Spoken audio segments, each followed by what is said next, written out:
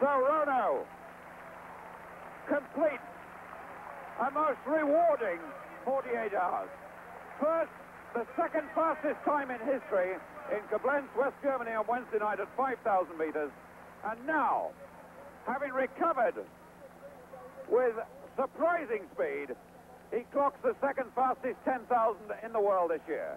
And Julian Goethe in second place, a personal best, 27:47.2, some 8 seconds faster than he's ever run before, and that puts him at number 5 in the world. Eamon Coghlan does look the best of these three, but they've left the rest of the field, which includes Paul Davies-Hale, our European junior steeplechase champion, well behind. And the race really looks between two men, Rono now, who takes it on to the front, and McLeod trying to hang on his shoulder. What a wonderful year Rono's having. It started very slowly. He was having to beg for races. In fact, Alan, we remember in Oslo at the first meeting this year, he turned up and offered to be the pacemaker for the 10,000 meters. He said he'd run the first 5, and yet 5 weeks ago, he broke his own world record for the 5,000. So he's really come back to the top. Whereas McLeod, I think, he won the Golden 10,000, but he spent most of the season sort of running 10-mile road races and half marathons and marathons, and I think that's where his career will ultimately go. Yes, I think both runners, as we get a nice close-up of them there, showing that. Mike McLeod, a little bit flat-footed, showing all the miles that he's put under his belt to practice and train for the marathon, whereas Rono here, a superb running machine, now beginning to look as lean and muscular as he was a few years ago when he broke 4 world records in the one season. An enormous lung capacity and a tremendous ability to convert the oxygen that he takes in through the membranes into the blood system and into the muscles. And what a marvellous, relaxed running machine he is. Just a couple of glances over the shoulder to see that he's opened up now a 6 or 7 yard gap on McLeod. McLeod really shouldn't have much answer to this last lap of Rono's.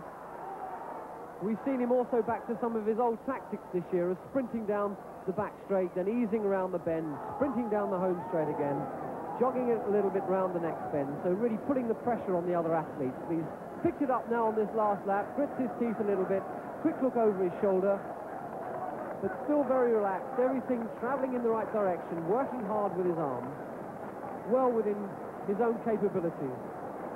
Working hard with his brain now. He's got a degree from Washington State University where he plans to go back and do a master's degree, but he's thinking about his racing much more. He's really come back to the very top, and he loves to hear that crowd. 3 years ago, they carried him through 27 races in one season unbeaten. And now here he is in Australia, and they're cheering for him again, and it's a very good sound, and Rono really responds to it. And so do the crowd. They know they're watching somebody really very special. I must say I'm delighted to see Henry back in form. He's put in the time, and he's put in the performances, and here he is back again, running about 58 seconds for that last lap, completely untroubled.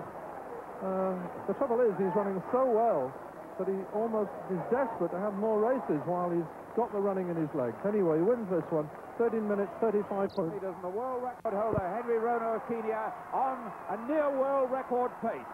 Opened up with a 63, 63, 63, 63, 63. Tremendous pacemaking, absolutely spot on, even pace. Then Julian Goethe, who's in second place, took it over, slow to a 65, but Rono back in front now with a 64, and just outside a world record schedule. Julian Goethe, the national cross-country champion, in second place. In third place now, Steve Jones, the Welshman. And just dropping away slightly is Hagelsteins of Belgium. But Rono's return to form has been quite astonishing this season. And now, week after week, he's knocking out world-class races. Well, Henry Rono's last 2 5,000-meter races have been 13:12. And to any normal athlete, that would have meant you were pretty tired. But Henry Rono's showing that he's not a normal athlete by any means, and he's pressing this pace on. He's almost on schedule for 13:10 or 13:12. And if Julian Goethe can stay with him over the next lap and a half, which is the crucial point, then Julian could be in sight of a personal best time, and certainly a British record could be on the cards for Julian. But he must stay at it now, because this is a crucial area, and even Rono's confidence will wane when he starts to get really tired. And the British record that Goethe may threaten is, of course, the one held by Brendan Foster and set in 1974 in the Rome Olympic Stadium when Brendan won the European Championship. British record time is 13 minutes 14.6, and the British all-comers record seems